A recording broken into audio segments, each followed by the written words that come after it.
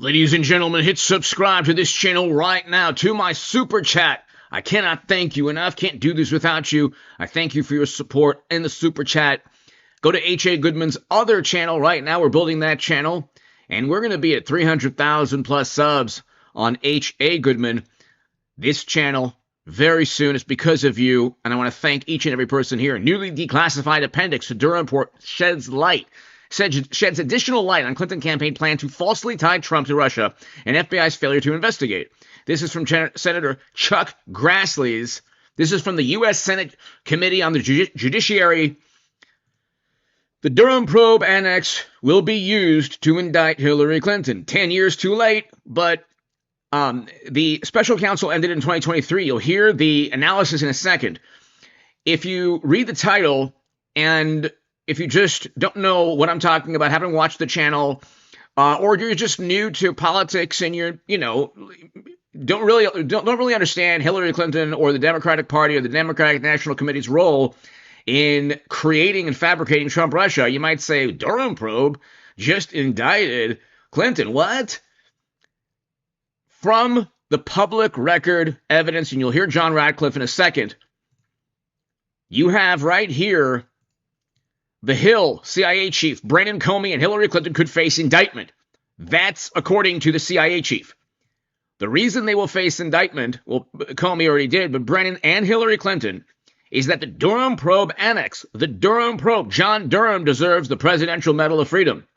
He really does. What he did was very important to the future of this country. John Durham, and you'll get to the analysis in a second. But hit subscribe if you're new. John Durham compiled the evidence that with the declassified documents from Tulsi Gabbard and future declassified documents, along with the indictments of John Bolton, James Comey, Letitia James, this is all going to shed light onto people who conspired. I wrote about this in the Federalist. You can just type in H.A. Goodman Federalist on Google or what. I mean, you can just go to hagoodman.com to read my writing in The Hill, The Huffington Post, Salon, The Federalist, other publications. But I wrote about this in The Federalist in 2019. When Clinton and the DNC purchased this Steele dossier, that was a crime. The act of purchasing the dossier was not a crime. But filtering it through the United States government was a crime under 18 U.S. Code 371. I believe that's the statute. And I wrote about that. That was a criminal act. It was a criminal act then. There are statutes that they broke. And funneling the dossier through the United States government was one of the greatest political crimes in American history because it set up and framed innocent people. And it created a Red Scare, McCarthy-era zeitgeist. It was the most absurd, outlandish thing that millions of very intelligent people believed. And it was the greatest lie of all time. They call questioning Biden's victory the big lie, but they kicked Biden to the curb politically after he won his primary. There's no shame in their game. So they even questioned Biden's victory by having Harris usurp him because of cognitive issues. But the thing is, ladies and gentlemen, this was a crime. You will hear that there's no statute of limitations in a second. Hit subscribe if you're new to my super chat. Thank you. And the DOJ's strike force, named last week to investigate evidence disclosed about the Russia collusion hoax, with a look at next legal steps as we continue to search for accountability for the biggest political scandal of our time. And after a bombshell week with DNI, Tulsi Gabbard disclosing something this audience has suspected for a long time, that President Barack Obama may have been pulling the strings after Trump won in the November 2016 election, pushing a plan to muddy up the incoming president's name and handicap his new administration with a phony story about Russia. This past week, DNA Gabbard sent criminal referrals to the Department of Justice, and the DOJ announced the formation of that strike force to evaluate the evidence presented. There is almost certainly a criminal referral for Hillary Clinton, for John Brennan, and a number of other people. I do not believe there's a criminal referral for President Obama. I do believe, and I've been on record as stating in numerous videos and live streams, that I think President Obama is actually helping President Trump. Number one, because he circumvents any criminal liability from being the president who started all of this. This was not a peaceful transfer of power. It was investigating a political rival, a new president, incoming president. It never happened, and accusing an incoming president of being a spy of another country. That was not a peaceful transfer of power. And so he circumvents legal or criminal liability by helping Trump indict Clinton and Brennan.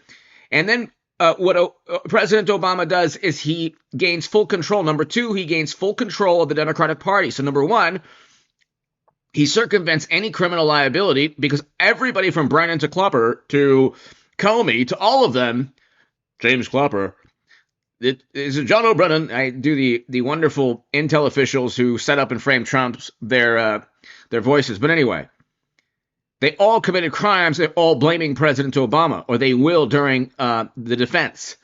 So President Obama does not want to be blamed. So I think he's actually going to help President Trump. This is pure speculation. Pure speculation. It's not a theory, conspiratorial, or otherwise. It's just speculation. Coming up, the timeline to destroying Trump's reputation, with the two men who saw it coming from day one, while exposing the Russia collusion with Trump made-up fantasy concocted by Hillary Clinton and her 2016 presidential campaign. CIA Director John Ratcliffe and Trump Media and Telecom CEO Devin Nunes are here. Just days after Director of National Intelligence Gabbard declassified the House Intelligence Committee report prepared in 2020 based on then Congressman Nunes' investigation that the intelligence community did not have any direct information or evidence that Russian President Putin wanted to help elect Donald Trump in 2016. Despite the assessment repeatedly listed in the daily presidential briefing, then President Obama ordered a new report which completely contradicted the original assessment. Here's DNI Telsey with me here exclusively last Sunday. The tasks that came out of that meeting was coming from President Obama directing the intelligence community, then Obama's ODNI director Clapper, to produce a document, to produce an intelligence assessment that detailed not if, but how Moscow affected the outcome of the election that had already occurred, electing Donald Trump to the presidency. This document that they published in January of 2017. CIA Director John Ratcliffe will join me shortly. But first, a flashback to 2018 with me here 7 years ago. It's very troubling. Again, all of this ties in. It's not just Lisa Page and Peter Strzok, Maria. What's important and significant about what Devin Nunes told you earlier is more than 70 witnesses appeared before the House Intelligence Committee. All of them were asked the same question. What evidence do you have of Russian collusion with Donald Trump or the Trump campaign? What evidence do you have of conspiracy? What evidence do you have of coordination? And they batted 1,000 in their response. These are folks like Susan Rice and Samantha Power, senior DOJ and department officials and intelligence and law enforcement officials, and they all said, we don't have any. So what we have known and what I want the public to see from these transcripts is that our law enforcement and intelligence communities have known for a while that there isn't evidence of Russian collusion with Donald Trump or the Trump campaign. And the sooner the public finds that out, the better off we'll all be. Why on earth would Russia be afraid of Democrats? They don't care about Democrats or NATO, or they don't really care at all. There's no deterrent to them at all, really. There's no deterrent. They have, actually, I think even more nukes than we do. So why on earth would they be afraid of Democrats? They wouldn't at all, especially if Clinton had private servers in the White House. They would not be afraid. They would actually want Clinton. Clinton wanted Trump in her campaign emails. They literally wanted Trump within the campaign, and then they got what they wanted. Then they blame Russia. So it's like, you know, the Democrats will go from one extreme to the other And within 3 weeks, they'll be keying Teslas. They're a wonderful, morally superior. There's really wonderful Democrats. They're beautiful people. They fancy themselves to be morally superior. But for a certain segment of the Democratic electorate, it takes 3 weeks to oust Biden, 3 weeks to start keying Teslas, 3 weeks to despise ICE, 3 weeks of media coverage for anything. It's like an AI program. If you put 3 weeks of media coverage, Trump, Russia, the Russians, they wanted Trump. It's 3 weeks. That's how long it takes to convince morally superior, highly educated, wonderful liberal Democrats of something absurd. And joining me right now, back 7 years later in the Sunday Morning Futures exclusive, is the current director of the CIA, once again, John Ratcliffe. Director, thanks so much for being here this morning. Great to see you, Maria. Great to be back with you. And thank you for all of your truth-telling over the years. We will speak with Devin Nunes, who opened this up wide so many years ago. But I want to get your reaction to what we're seeing now with Tulsi Gabbard highlighting the truth here, as you have done so many years ago. Well, Maria, before the intelligence community assessment that DNI Gabbard was talking about, and before Devin Nunes' report about that intelligence community assessment, before the Mueller investigation, before Crossfire Hurricane, there was this. In the summer of 2016, U.S. intelligence intercepted Russian intelligence talking about a Hillary Clinton plan to falsely accuse Donald Trump of Russia collusion, to vilify him and smear him with what would become known infamously as the Steele dossier. And Maria, this intelligence was so explosive that John Brennan briefed President Obama, Vice President Biden, Jim Clapper, James Comey, the entire national security team, telling them about this Hillary Clinton plan. Again, but think about this, Maria. That was in August of 2016, and yet it wasn't until more than 4 years later, in October of 2020, when I found, after an exhaustive search, John Brennan's handwritten notes and the underlying intelligence behind it that revealed exactly what happened. So for a 4-year period of time, the truth about the origins of the Russia collusion hoax was hidden from the American people. And unfortunately, Maria, as you recall, those same people were already at that point in time onto their next hoax, the Hunter Biden laptop. This was a month before the 2020 election. And unfortunately, what we saw with Joe Biden's election was another 4 years to be able to continue to bury the truth. And so it's only now, with Donald Trump having been reelected, that through DNI Gabbard, myself, Pam Bondi, Kash Patel, all of this intelligence, all of this evidence that's been hidden and buried from the American people is finally coming to light. Yeah. We just showed a picture of John Brennan's notes, and I want to go back to those because You've been listening to me, ladies and gentlemen. I mean, how many people here have been here for 2, 3, 4, 5 years, 6 years, since 2018, 2017? And now we're almost at 300,000 subs. And it's because of you. And it's just my analysis. There's no bells and whistles to my writing initially, and then my analysis on politics. I've been pretty spot on. That's why the channel has grown. I've never joined a conglomerate, or it's just me and you, the viewer watching, the member of this channel, person who gives super chat, the person who watches the channel. And I thank you. God bless you. Thank you so much for being here on this journey with me into American politics and, history, American history. We're living American history, or world history. And it's a pleasure and an honor to be here with you doing that. But ladies and gentlemen, how many years have I been telling you?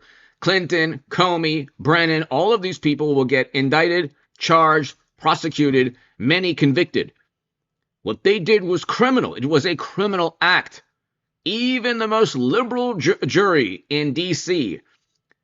will convict on certain counts. Okay? The conviction won't be overturned by the Supreme Court. Trump's conviction in New York will be overturned once it gets to the Supreme Court. A state cannot level an FEC crime at anyone without the federal government involved, and the federal government was not involved. But I've been telling you this, ladies and gentlemen, for years, and when I was on the left, or when I was on a lifelong Democrat or progressive, whatever, there's really no you're only a liberal Democrat. Now, there's no such thing as progressive or leftist. On YouTube, you can find the most extreme hardcore leftists. They're going to vote for Harris. If Liz Cheney was the nominee, they'd vote for Liz Cheney.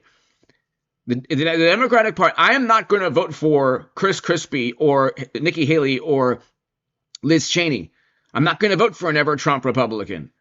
I'm not going to do that because I'm not an AI robot. I don't want never-ending wars. That's what drives me. That's how you go from Bernie Sanders to Trump, and then you become more conservative on things, Second Amendment, all these things, because you realize that liberal arguments, a lot of them are absurd.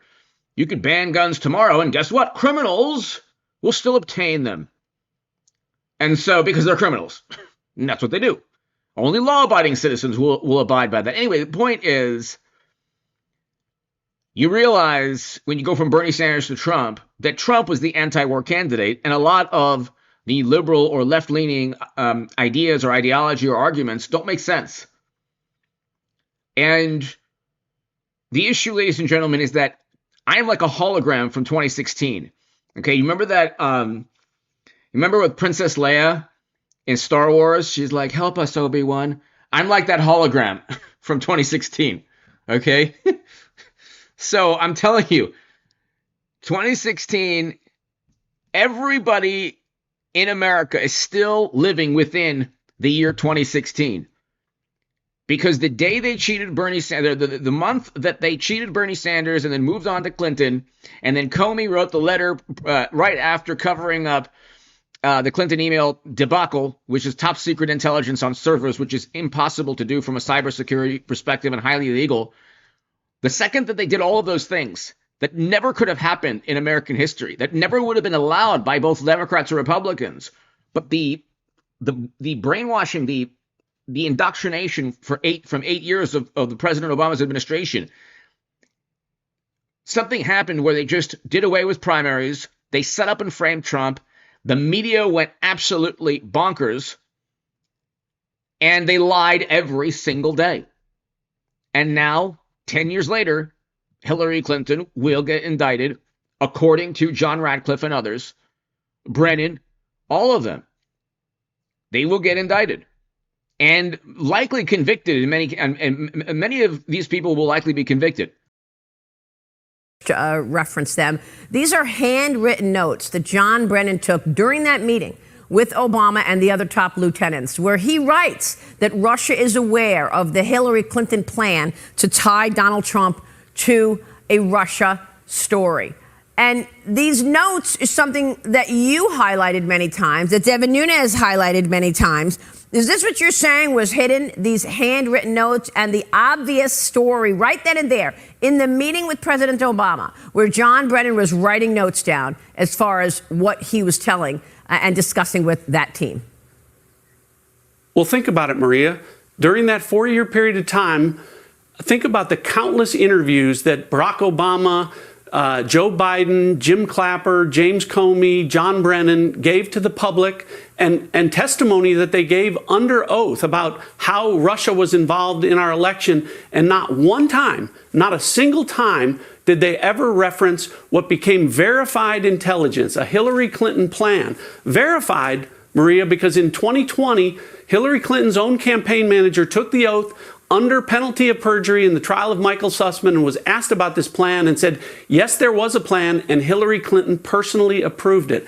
So all they did was talk about the fake Steele dossier, but never talked about the true intelligence, the true origins of the Russia collusion hoax, was that this was a Hillary Clinton campaign scheme. Yeah. Really incredible. And, Devin Nunes, your next guest, truly an American hero trying to bring these things to light. And again, now we have the opportunity to do exactly that. Yeah, he sure is a hero, and so are you, Director. Look, our audience knows this, thanks to you and thanks to Devin Nunes. Our audience is well aware of what took place here, but we want to see accountability. Many of the statute of limitations have expired. It's been almost 10 years for many of these folks who did this. But John Brennan testified to Congress, and so did Hillary Clinton, within 5 years. I think it was. That's why I do these segments titled "The Durham Probe just is about to indict or just indicted Hillary Clinton." It's the Durham probe that will indict Clinton because she testified to John Durham. Almost certainly, endless examples of perjury. So did John Brennan. Durham probe will indict John Brennan also, but it's not just the Durham probe annex, which is what the CIA director will talk about in a second.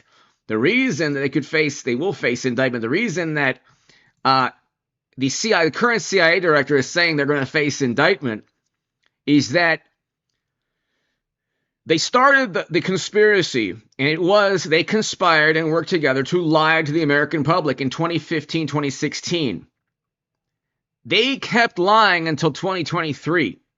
So, and there's no statute of limitations anyway for conspiracy statutes, but the perjury, they could be indicted for perjury during the Durham probe tomorrow if they committed perjury, which is almost certain, because it ended in 2023, less than 5 years for the statute of limitations. It was in 2020, right, and then again in 2021. Are those statute of limitations still live? Tell me if, in fact, we could see a criminal prosecution here, as you just the other day, 3 weeks ago, have in fact. Long shot Louis, thank you so very much for watching for that long. Thank you. And to everybody watching for that long, for years and years and years, I appreciate it. Thank you so very, very much. Long shot Louis, thank you. Referred criminal referrals to the DOJ. Well, Maria, so part of what came out last week was about how John Brennan, Clapper, Comey, they all pushed the known fake Steele dossier into intelligence community assessments and as the basis for Crossfire Hurricane and all that. But what hasn't come out yet, and what's going to come out, is the underlying intelligence that I have spent the last few months making recommendations about final declassification and sent that to the Department of Justice that will come out in the John Durham report, classified annex. And what that intelligence shows, Maria, is that part of this was a Hillary Clinton plan, but part of it was an FBI plan to be an accelerant to that fake Steele dossier, to those fake Russia collusion claims by pouring oil on the fire, by amplifying the lie and burying the truth of what Hillary Clinton was up to. And you're right, Maria. John Brennan testified to John Durham in August of 2020. He also testified to the House Oversight Committee in 2022. Hillary Clinton testified before John Durham under oath in 2022. James Comey testified before the Senate committee in September 2020. All of that's within the last 5 years. And much of that testimony is, frankly, completely inconsistent with what our underlying intelligence that is about to be declassified in the Durham annex, what that reflects. And so, you know, Pam Bondi does have a strike force. It is a different Department of Justice, a different FBI, and an opportunity to look at how these people really did conspire to run a hoax, a fraud on the American people. The defense, because what will happen is when Clinton is indicted and Brennan and Comey is already, but James Clapper, they're all going to blame President Obama. They're all going to blame their president, the president they worked under. They're going to blame President Obama. That puts President Obama in, that gives him criminal liability. If James Clapper said, oh, well, we were doing it because Obama told us. If James Clapper said that Obama told him to investigate Trump, that gives exposure, criminal exposure liability to President Obama. So he's, number one, I think, to circumvent any criminal liability, he's going to help President Trump. He probably is already. President Obama probably wants Brennan and Comey and Hillary Clinton and others to be indicted, not for altruistic purposes, because it helps him.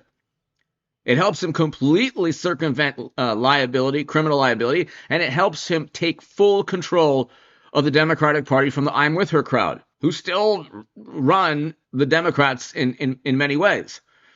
Okay, that's why Schumer and Pelosi and they're still powerful.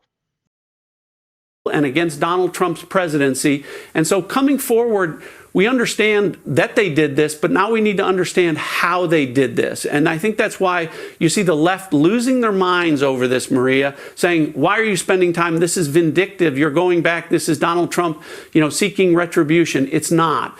Donald Trump's election by the American people was a statement, Maria. They said to everyone, we know what you did to Donald Trump, and we reelected him because we know this was all fake. We know it was a hoax. Now we want to understand how you did it so that it can't happen again. And that's what this declassification process that we're undergoing right now, what's going on, why it's so important, and why there can be accountability and preventability to prevent these same people that did it in 2016 with the Steele dossier, with the Hunter Biden laptop in 2020 from doing it again in the future. So what I think I hear you saying is there is still an opportunity for indictments, potential prosecutions, accountability from those people who may have lied under oath, like John Brennan, James Comey, and perhaps Hillary Clinton. Well, that's why I've made the referrals that I have. DNI Gabbard has made referrals. Yeah. There's already criminal referrals for Hillary Clinton, almost certainly, but she'll run for president. That's another fun fact, little Nostradamus type of statement from yours truly, because when Clinton is indicted, nobody on the planet has been saying that except for me and maybe a couple other people on YouTube. But she's going to run again. And if somehow she becomes the nominee again, the most left-leaning socialist communists will vote for her gleefully, because it's the AI robot script. It's like a matrix or a cult. That's the thing. They say that people who vote Trump are part of a cult. No, I wouldn't vote for Liz Cheney. I'm voting for an anti-war candidate in terms of foreign policy, and I like his economic policy. I like other things about President Trump as well. A lot of other things. The fact that he survived, thank God he survived, and a firefighter lost his life in Butler, Pennsylvania. But thank God he survived. But the fact that he went up against every single media conglomerate publication, not only in the U.S. and the world, and still won re-election, is unbelievable. It also shows how inept and corrupt his adversaries are. But let's continue. And why we're going to continue to share the intelligence that would support the ability of our Department of Justice to make bring fair and just claims against those who have perpetrated this hoax against the American people and this stain on our country. Director, one other question on this. Tulsi, as well as President Trump, used the word treason. Is there a statute of limitations on treason? Well, Maria, what I would say is this, is if you live in a Georgia doubt in my mind that the people that we just talked about conspired. They conspired against President Trump. They conspired against the American people. And so I'll leave it to Pam Bondi and our Department of Justice, Kash Patel and our FBI to investigate the conspiracy to do what and what charges that they're capable of bringing. But again, I don't think statute of limitations are going to impact, because in a conspiracy, Maria, the statute of limitation doesn't start to run until the last act in furtherance of that conspiracy. And Maria, part of why this is so important is the people behind this are still furthering the conspiracy.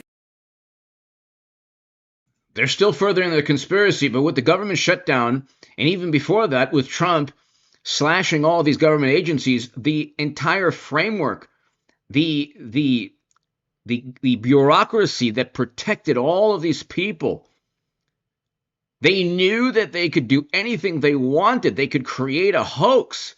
There was never any evidence that Russia liked Trump or was afraid of Hillary.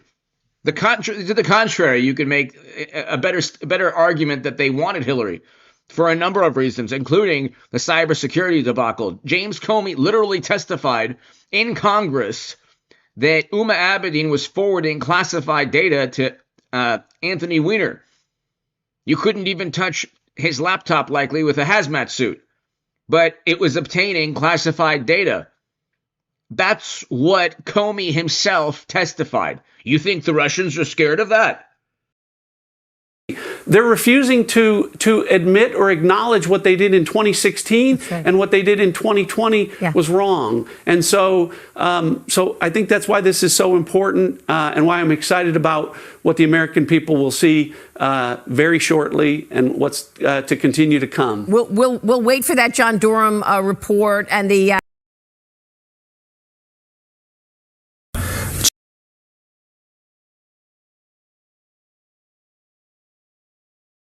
Ratcliffe worked on this in Congress and again. So the Durham probe was huge.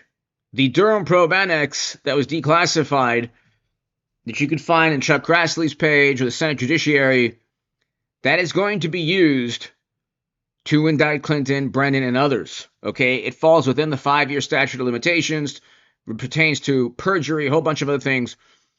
Then the conspiracy statutes have no statute of limitations. You heard why. Again is DNI and joins us now. Welcome, Director. I sat beside you as Comey and Brennan were questioned for hours about Russia collusion. They never once mentioned this was a Clinton campaign plan. They knew it. They were co-conspirators. Would this ever have come out had you not declassified Brennan's notes and then Durham's annex? And for our viewers, what's new in the Durham annex? Well, Trey, think about that there was intelligence from foreign intelligence services that one U.S. presidential candidate was trying to frame another candidate for treason, claiming that he was an agent of a foreign power, an agent of Russia. And that intelligence was never shared with you or I as members of congressional oversight committees on intelligence. But for the good fortune of me being able to find John Brennan's notes and declassify that secret may have been hidden forever. But I was able to provide that to John Durham, and you see some of that in his annex that was declassified this week. And so what you learned in this annex that many people didn't know before was details of that Hillary Clinton plan and how it included groups like the Soros Foundation and the role that the FBI played. So before all of this started, Trey, what we did know was this, that on July 31st of 2016, the FBI did something as shocking as it was unprecedented. They opened a criminal investigation into a nominee for president, a candidate for President Donald Trump, something that had never been done before. But what you learned in John Brennan's annex this week was 6 days before that, Russian intelligence predicted that's exactly what would happen, that there was a Hillary Clinton plan and that the FBI would pour oil on the fire of a firestorm that would consume the country for the next 3 years. So think about that, Trey.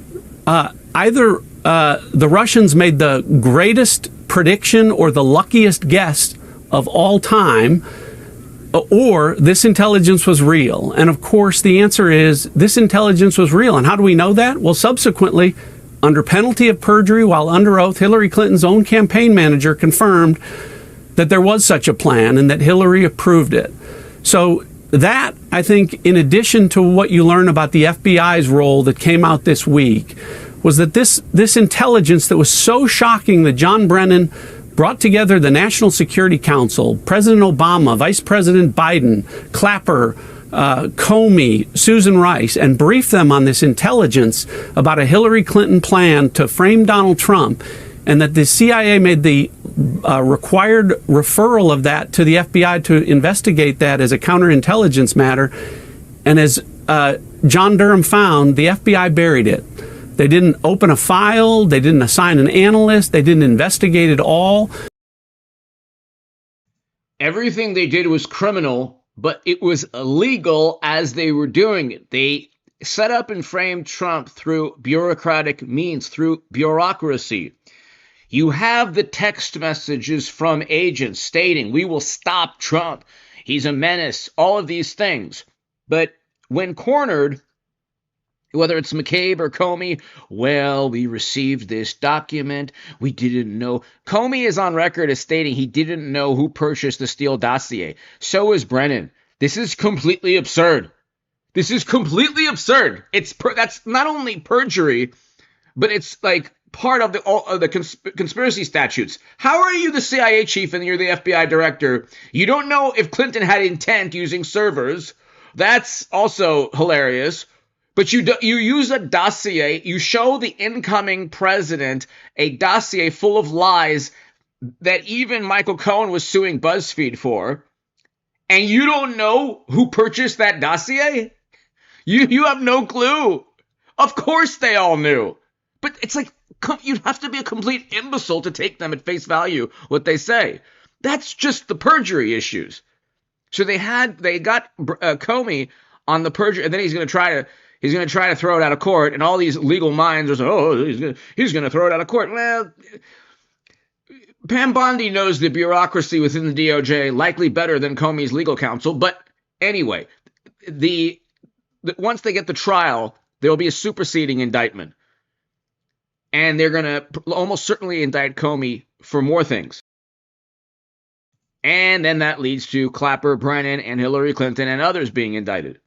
Okay, 18 U.S. Code 371 is one of the statutes. I wrote about that in the Federalist. Other people have written about that as well. They tried to use that against Trump.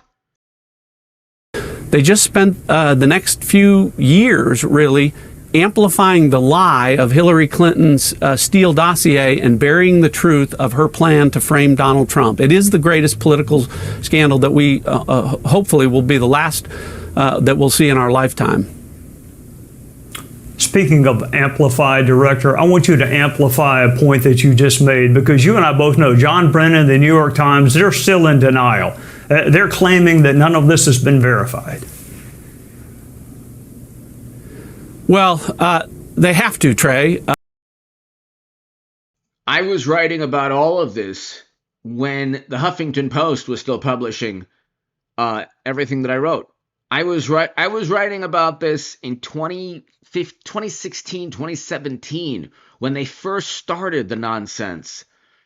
It was complete nonsense then, but they needed a scapegoat because of the Jacob Javits Center. Everyone was horrified and crying, and they couldn't stand losing political power. But in America, you just have to live with it. If Hillary Clinton wins the presidency after being indicted right before her trial, we'll all have to live with it. Okay, that's like a 2% chance. I think 99% J.D. Vance.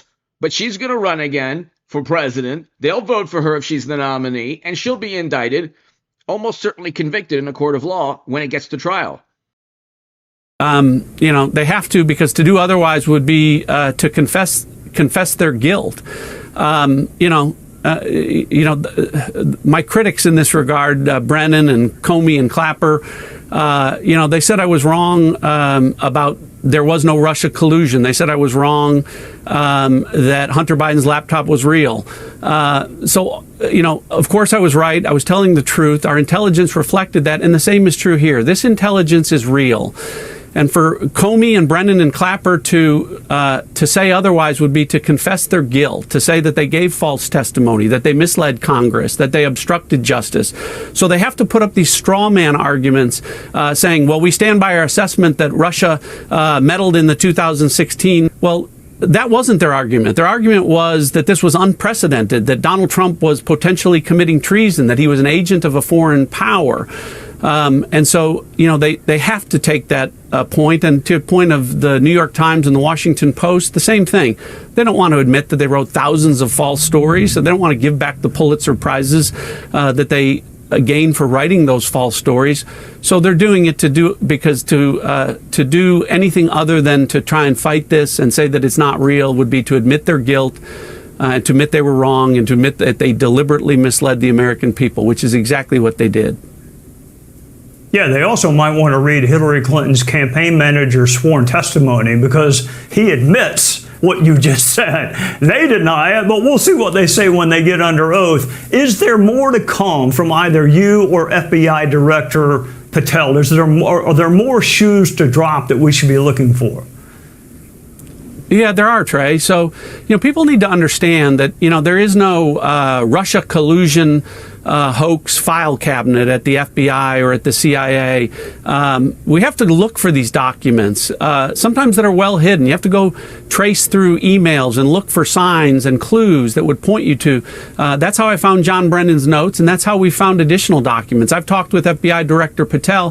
He and I will be declassifying additional documents that show just how sinister the FBI was in amplifying Hillary Clinton's Steele dossier as real and credible to be included in the intelligence community assessment, but also in how they buried the counterintelligence referral memo that I mentioned before. How they went to great lengths to try and keep that out of the intelligence community assessment.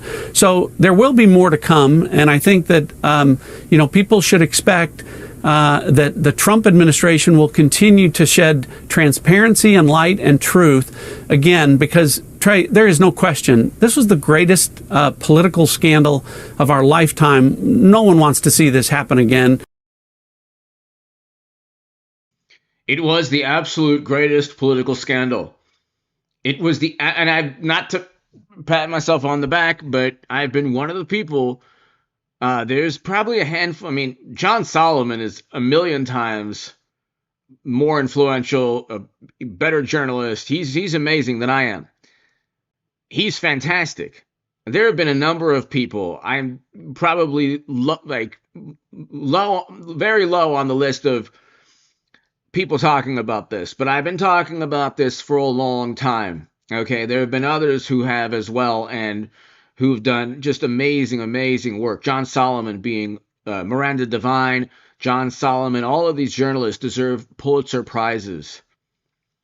But I've been writing about this. I wrote about this in the Huffington Post Salon years back in like 2016.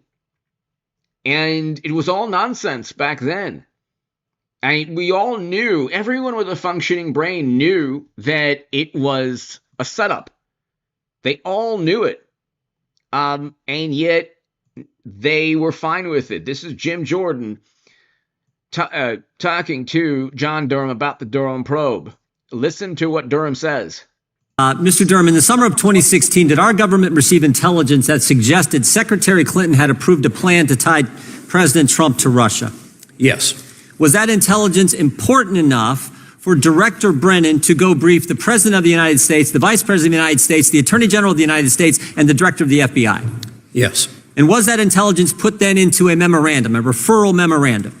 Yes. And was that memorandum then given to Director Comey and Agent Strzok? That's who it was addressed to, yes. Did Director Comey share that memorandum with the FISA court? I'm sorry, Did he share that memorandum with the FISA court? Did Director Comey do that? I'm not aware of that if he did. Did he share it with the lawyers preparing the FISA application? Not to my knowledge. Did he share it with the agents on the case, working the Crossfire Hurricane case? No. Didn't share it with the agents on the case. Can you tell the committee what happened when you took that referral memo and shared it with one of those agents, specifically Supervisory Special Agent Number 1? We interviewed the first supervisor of the Crossfire investigation, the operational person. We showed him the intelligence. Drew Johnson, thank you for the kind words. Everybody here, thank you. Information. He indicated he had never seen it before. He immediately became emotional, got up and left the room with his lawyer, spent some time in the hallway, came back. He was ticked off, wasn't he? Yes. He was ticked off because this is something he should have had as an agent on the case. This is important information that the director of the FBI kept from the people doing the investigation. The information was kept from him. Who's Charles Dolan? Charles Dolan is a public relations person here in Washington, D.C. He had prior involvement, professional involvement with Russian government, representing Russian government interests. He was a person that was associated with Igor Danchenko. He was also buddies with the Clintons, wasn't he? He had held positions when President Clinton was president. In their campaign advisory to Secretary Clinton's presidential campaign, executive director of the Democrat Governors Association, that's the same Charles Dolan we're talking about? Yes. Yeah, and wasn't he also a key source for information in the dossier? He provided some information that was included in the Ritz-Carlton dossier, yes. stuff, the Manafort stuff. In the Crossfire Hurricane investigation and the Mueller investigation, when the FBI interviewed Mr. Dolan, what did he have to say? To my knowledge, they didn't interview Mr. Dolan. They didn't interview this guy? Source for the dossier? Key information in the dossier? Buddies with the Clintons, and they didn't talk to him? No, I mean, we report on that because Even Christopher Steele in October 2016 identified Dolan as somebody that might have information. I find it interesting they didn't talk to him. Were there agents on the case who wanted to talk to Mr. Dolan, Mr. Durham? Yes. What happened to analyst number one? She kept pushing to talk to Mr. Dolan. She was ultimately turned down. What happened to her the day that she was turned down and said, no, we're not talking to Dolan? What happened to her? At or about the same time, she was assigned to a different project. They moved her. They said, we can't have this. We can't have that. We can't be looking into the Clintons' buddy, a key source for the dossier. They reassigned her. And then what did she do? She memorialized it. She entered a memo to the file because she said, some point the inspector general is going to want to know this information. I'm going to make it sure it's recorded contemporaneously. She put it in the file. And that will be part of future indictments, almost certainly. It's crazy. They didn't talk to the key source. They kept key intelligence from the investigators. This is how bad this investigation was. But here's the scary part. I don't think anything has changed. The day your report came out, 5 weeks ago, May 15th, you got a letter, Mr. Durham, addressed to you from the general counsel at the FBI, Mr. Jason Jones. This is, of course, before President Trump's administration in 2023, before Kash Patel. Writes you this 6-page letter, and he says, not to worry, everything is fine. It's all been worked out at the FBI. He even says on page 2, he says, had the reforms implemented by current FBI leadership, summarized below, been in place in 2016, failures detailed in your report never would have happened, and he underlines it. Said this would never happen because of the reforms we implemented in 2019 and 2020. And then he says on page 4, one of the specific reforms, he says, FBI executive management has instructed investigations should be run out of the field and not from the headquarters. That statement is not true. 5 weeks ago, the FBI wrote you and said everything has changed when in fact it hasn't, and a statement in there is absolutely false. And we know it's false because 2 weeks ago today, we interviewed Stephen D'Antuono, former head of the Washington field office, Mr. Durham, and here's what he said in his transcript. Head of the Washington field office, when the Trump classified document investigation began, he said, that case was handled differently than I would have expected it to be, than any other cases handled. We learned a lot of stuff from Crossfire Hurricane, that headquarters should not work the investigation. It's supposed to be the field offices. Why do you think 1,600 people? Why don't you think the field offices were running the investigation? Why do you think headquarters and Comey and McCabe and others were heading the investigation? Why? In the chat, give me your thoughts as to why the top of the FBI would want to, spread the dossier or use the dossier to set up Trump. Because the people on the ground level, the agents and the field officers, would know the Steele dossier was complete nonsense from the beginning. But BuzzFeed published it and it helped create a Cold War hysteria. Innocent people were framed and set up. Donald Trump was an innocent man. It doesn't matter if you don't like his personality. If you're a morally superior liberal Democrat, you should be against setting up and framing innocent people. He was an innocent man, Trump. And Democrats, Clinton, Brennan, Comey, McCabe, all of these people set up and framed an innocent man in Donald Trump. Utilizing a dossier that was completely absurd, that even BuzzFeed said was nonsense, but they still published it. My concern is that the Department of Justice was not following these principles.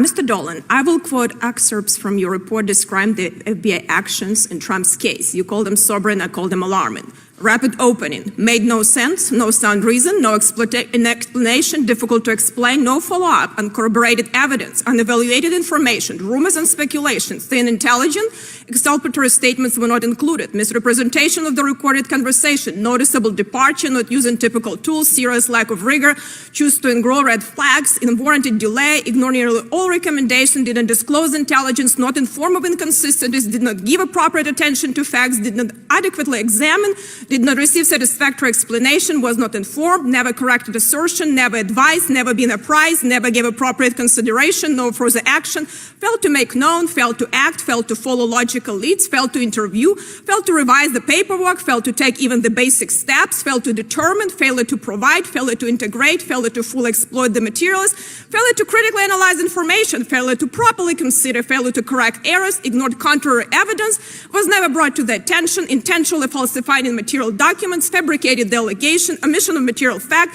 numerous significant defects, 17 material errors and omissions, inaccurate representation, deliberately shut down, told not to write and provide findings orally, incorrectly noted, missed another opportunity, omitted email, omitted information, did not corroborate, never sought to obtain records, resisted efforts, conflicting recollection, troubling failure of recollection, not in a single FBI employee, curious change in assessment, key players declined to be interviewed, lack sufficient probable cause, frustration on the part of investigators, sense of betrayal, highly unusual instruction, director was really shocking, and the list goes on.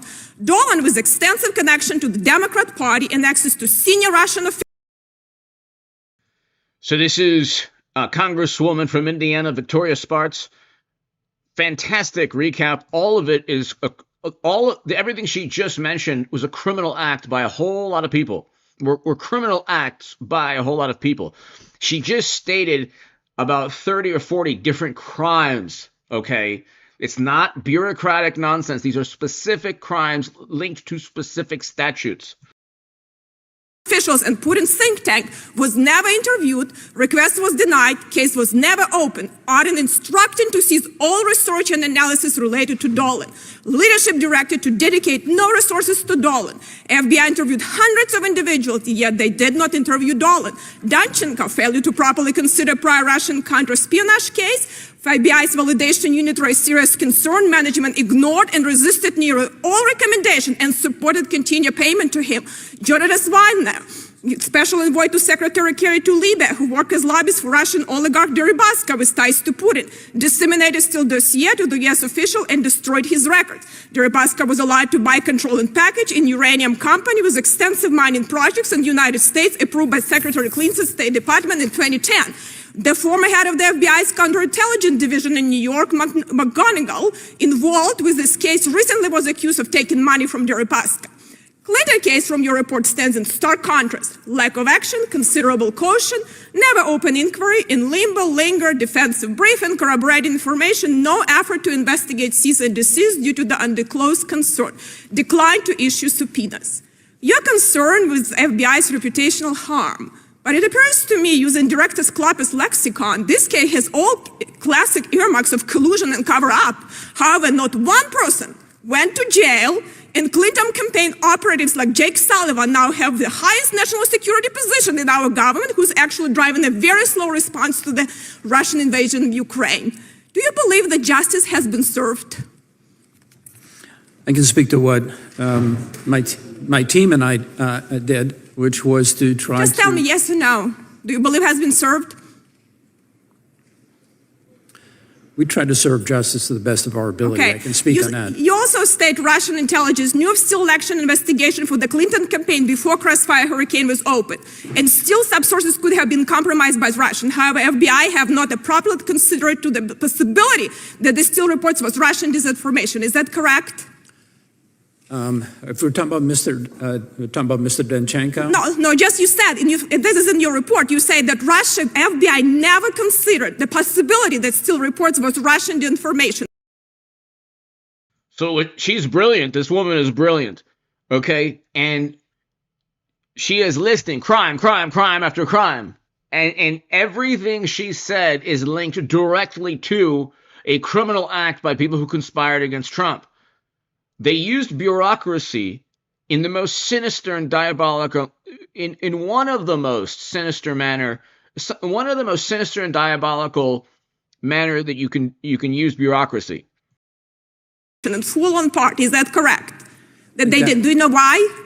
I don't know why, but I think that's correct. Another question. when CHS-1 FBI spy, and I'm assuming Stephen Halper, invited Page at the request of the FBI to conference in UK, created Manafort-Page conspiracy allegation in direct conflict with his recordings. FBI never fully transcribed recording, misstated the crossfire curriculum significant appropriate fact on Page session conversation. He didn't show up with subpoena and what included in very shady case in 1980s. In your report, you were able to establish that CHS intentionally lied to the FBI. You were not able to establish why and what you did.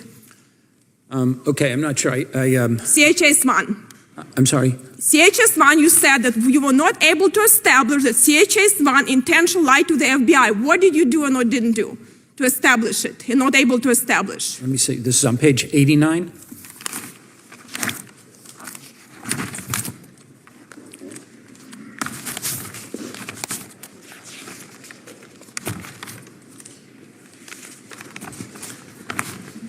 The gentlelady's time has expired. We'll let the witness answer. I think she's referring to confidential human source number 1, Mr. Durham. You said you were unable to establish it at the end of your report.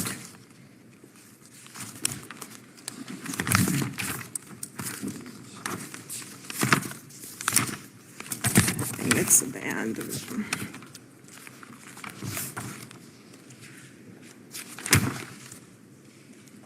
This is on page 243. 243. Yep. Okay.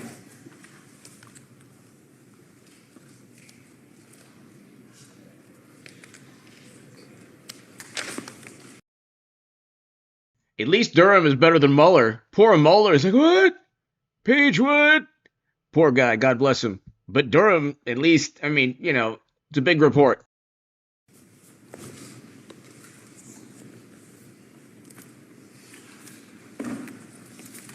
Imagine bringing your side project.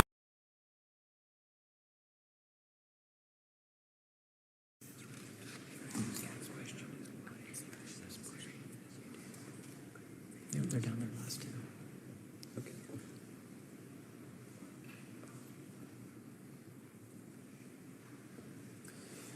Sanctioned Russians when used in the document. So that is in the Steele reporting. One of the pieces of information that had been used in the dossiers was that Mr. Page allegedly. But what, did you interview him? What did you do to establish? We got to move quickly. Mr. Chairman, the gentlelady's time has expired. We'll let the witness answer the question. We are going to have to stick closer to the 5-minute rule because they're holding votes on the floor until we finish today's business. Okay, so You can answer real quick, sure. So one of the things in the Steele report was that Carter Page allegedly had met with 2 sanctioned Russians when he was in Moscow in July. We were able to establish that that was not the truth. I mean, you look at the evidence that that's not true, and the FBI should have been able to detect that, and they didn't detect it. But that was a meeting that supposedly occurred in July of 2016, or meetings, one of them with Mr. Sechin. Later, when the FBI had opened Crossfire Hurricane, and in December of 2016, CHS-1 met with Mr. Page, again, recorded a conversation with Mr. Page. And he, several days later, told his handling agent that, I forgot to tell you that Page said that on Page's most recent trip to Russia, where he worked or had business interests, he met with Sechin. And the FBI, when you look at the communications in the FBI, they're saying, that sounds kind of screwy here, but we should look at that. They apparently never looked at that. We went and got the recording of that conversation that had occurred between CHS-1 and Mr. Page in December of 2016. And Page never said that he had met with Sechin on his most recent. So setting up Carter Page was one of the issues here. Ladies and gentlemen, they set up and framed so many people. Carter Page, George Papadopoulos. They both read books, by the way. I mean, they both wrote books that you could get on Amazon. Carter Page and George Papadopoulos.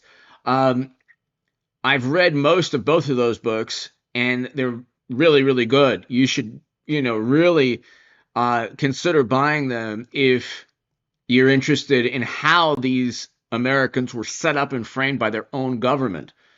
Okay.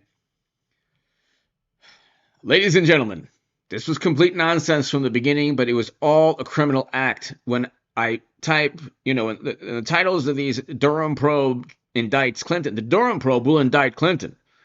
The evidence within the Durham probe will be used to indict and prosecute Hillary Clinton. She's still going to run for president.